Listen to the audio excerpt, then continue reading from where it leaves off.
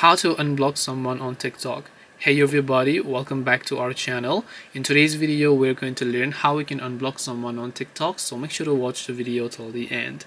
Now to basically unblock someone on TikTok, open up the TikTok application, then just come to their profile page. If you think you've happened to block someone and now you decide that you want to unblock them, tap the three lines option from the top right hand side, then go to settings and privacy. And once you go to settings and privacy, over here you'll see different sort of options over here, right? Now where is the blocked option? So we'll try to look for them. First you can go inside account section, you can see there is no such option, or inside privacy tab here. So go to the privacy tab, and when you go to privacy tab, when you scroll at the bottom you'll find blocked accounts. So tap on blocked accounts and you'll be able to see the list of accounts that you have blocked, and then you'll also find the option to unblock someone if you've happened to block them.